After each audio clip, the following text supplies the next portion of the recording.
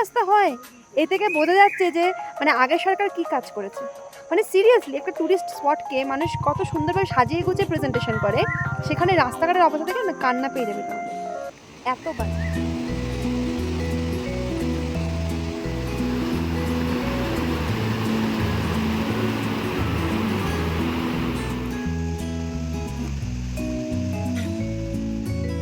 So hello everyone, আমি অর্পিতা আর তোমরা দেখছো মনোর্পিতা চ্যানেলের নতুন একটা ট্রাভেল ব্লগ ভিডিও। অনেক দিন পর আজকে এই ভিডিওটা এডিটিং করতে বসেছি, তাই ভাবলাম যে তোমাদের সাথেও আমার এক্সপিরিয়েন্সের কিছু মুহূর্ত শেয়ার করে রাখি। ভিডিও শুরুতে জানাই যে আজকে আমরা যাচ্ছি শিলিগুড়ি থেকে বাইক নিয়ে তাবাকশি। আজকে আমাদের ডেস্টিনেশন হলো তাবাকশি, আর তাবাকশির কিছু মুহূর্ত তোমাদের সাথে শেয়ার করেছি, তাই আজকে এই ভিডিওর মাধ্যমে তোমাদেরকে ভালো এবং খারাপ দুরকম এক্সপিরিয়েন্সই শেয়ার করব। ভালো কিছু দেখতে গেলে অবশ্যই খারাপ সিচুয়েশনের মধ্যে দিয়ে গিয়ে সেটাকে দেখতে হয়, তাহলে সেটার আনন্দ এবং স্থায়িত্ব দুটোই অনেক বেশি থাকে। আর আমাদের ক্ষেত্রে আজকে সেই রকমই একটা অভিজ্ঞতা হয়েছে, সেটাই আজকে তোমাদেরকে এই ভিডিওর মধ্যে বলবো। তাই পুরো ভিডিওটা স্কিপ না করে একদম প্রথম থেকে শেষ অবধি পুরো ভিডিওটা দেখো। আর এই ভিডিওতে থাকবে অনেক অনেক চমক আর অনেক অনেক সুন্দর জায়গা তোমাদেরকে এক্সপ্লোর করতে করতে যাব। শিলিগুড়ি থেকে বাইক রেন্ট নিয়ে এখন আমরা মোটামুটি চলে এসেছি রোহিণীর সামনে। আর এই যে রোহিণী ওয়াটারফলসের সামনেই রয়েছি।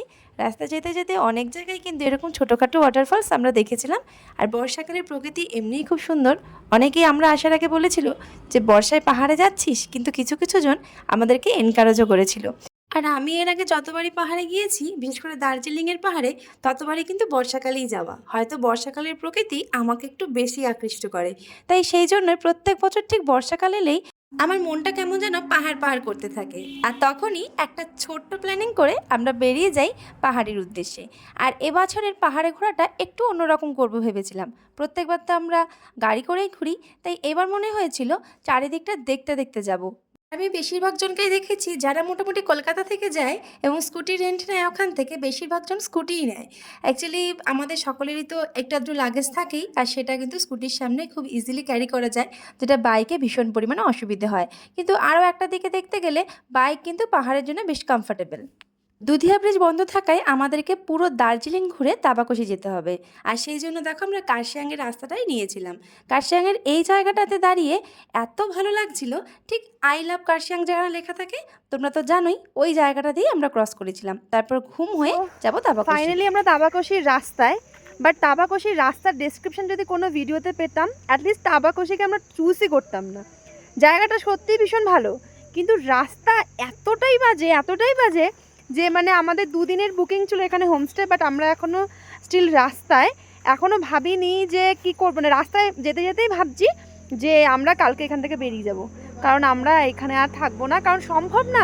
রাস্তার অবস্থা যদি দেখাতে পারতাম যে কি পরিমাণে খারাপ। তারপরে আমরা এখানে দাঁড়িয়ে আছি, হোমস্টে খুঁজে পাচ্ছি না। এখানে একটা হোমস্টে নেই। আর মানে হোমস্টে আছে, হোমস্টে ওই দিকে দূরে দেখতে পাচ্ছি, ওই দিকে, বাট আমরা এদিকে কোনো হোমস্টে খুঁজে পাচ্ছি না। মানে আমাদের হোমস্টে খুঁজে পাচ্ছি না, আর হোমস্টে বোঝাতেও পাচ্ছি না যে হোমস্টেটা কোন দিকে আছে। এই দেখো,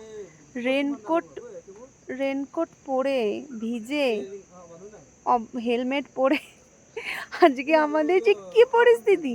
সকাল 8টা, 7:30 8টার সময় আমরা গাড়ি নিয়েছি, সেখান থেকে পুরো দুধিয়া ব্রিজ ক্লোজ থাকায় পুরো ঘুরে এসেছি প্রায় ঘুম দার্জিলিং হয়ে আমরা এখন তাবাকশি, মানে ওপরে উঠে আবার নিচে নামতে হয়েছে। এমন একটা কন্ডিশনে আমরা আজকে পড়েছি।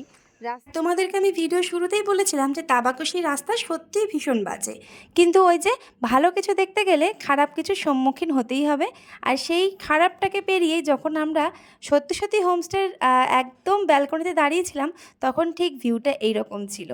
আর যেহেতু বৃষ্টি হয়েছিল, আর তার আগের মুহূর্তে মুষলধারা বৃষ্টি হওয়ার কারণে ওই ওপর থেকে যে জলটা নামছিল সেটা রংবং নদী দিয়ে বয়ে যাচ্ছিল। আর এই রংবং নদীর জলের কালার কিন্তু সময় সময় পরিবর্তন হয়। যখন ওপরে বৃষ্টি হয় তখন ঠিক এরকম ঘোলা হয়ে যায়, আর যখন পরিষ্কার থাকে তখন পুরো ফ্রেশ জল থাকে। এটা হলো আমাদের হোটেলের ভিউ। আর হোটেল থেকে ঠিক রংবং নদীটা দেখতে লাগছিল ঠিক এইরকম। প্রথম দিন আমাদের হোটেলে ঢুকতে ঢুকতে অনেকটা লেট হয়ে গিয়েছিল, গিয়ে লাঞ্চ করার পর সন্ধে হয়ে যাওয়ায় আমাদের কিন্তু আর কোনো রকম ভিউজ তোমাদের সাথে শেয়ার করতে পারিনি। আর এটা হলো আমাদের তাবাকশিতে সেকেন্ড ডে, আর এই হলো আমাদের সুন্দর একটা হোমস্টে, যেটা আমরা কিন্তু আগে থেকেই বুকিং করে নিয়েছিলাম। আর রিয়েলমো হোমস্টেটা এত সুন্দর যে একদিকটা রিভার সাইড আর একদিকটা হচ্ছে চা বাগানের, তাই আমাদের ইচ্ছে ছিল রিভার সাইডেই থাকবো। তাই আমরা ডিসাইড করেছিলাম যে 2 দিনের জন্য আমরা রিভার সাইডটাকে বুকিং করব। তাই আমরা রিভার সাইডের রুমগুলোকেই সিলেক্ট করেছিলাম। আমি আবার যে কোনো অফবিটে থাকলে সেই গ্রামটাকে একটু এক্সপ্লোর করতে বেশি পছন্দ করি। আমার মনে হয় যে গ্রামটাকে যদি ঘুরেই না দেখলাম তাহলে অফবিটে এসে কী থাকলাম। আর অফবিটে থাকা মানেই হলো সেই গ্রামটাকে নিজের মতন করে এক্সপ্লোর করা, নিজের মতন করে ভালো করে দেখা। আর আমার সেটাই না ভীষণ ভালো লাগে। আর সেই জন্য আমি গ্রামটা দেখতে বেরিয়ে পড়লাম।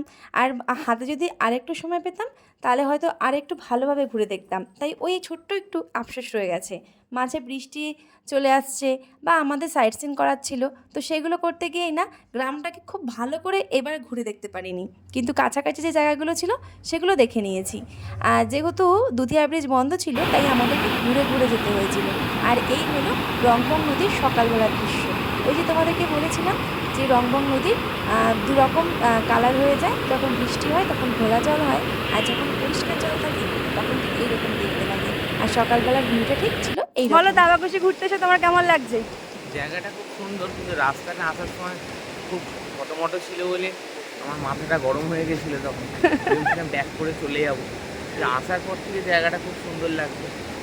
ভিউটা দেখো, করে এই যে এটা হচ্ছে ভিউ, মানে এটার আকর্ষণে কিন্তু আমরা এত দূর থেকে ছুটে আসি। আর কাল অবধি তো মনে হচ্ছিল যে হয়তো আমরা এখানে একা, বাট এখানে প্রচুর ট্যুরিস্ট রয়েছে। ওই যে ওখানে গাড়িগুলো রয়েছে, সবাই এখন ব্যাক করছে, কেউ আসছে। তো সব কিছু মিলিয়ে কিন্তু দাবাকুশি খুব সুন্দর লাগছে। আমরা আজকে কিছু সাইট সিনে বেরোবো। আর বিশেষ করে নদীটা বারবারই দেখাতে ইচ্ছা করে। এখানে একটা লেক রয়েছে। এছাড়াও দাবাকুশির ডিটেলস কিন্তু তোমরা সব অন্যান্যদের ভিডিওতে পেয়েই যাবে, বাট আমি আমার এক্সপিরিয়েন্স শেয়ার করতে চাই। আমি যেটা দেখি সেটাই তোমাদেরকে দেখাই। কারণ এখানে আমরা যা যা দেখবো সেগুলো যথাসম্ভব চেষ্টা করব দেখানোর। বাট এখানে একটা পার্ক রয়েছে, এই যে এখানে একটা পার্ক রয়েছে, আর এখান থেকে নদীতে বেরোনো যায়। এই গ্রামের মানুষগুলো এতটাই ভালো এবং এতটাই সৎ যে কি বলবো।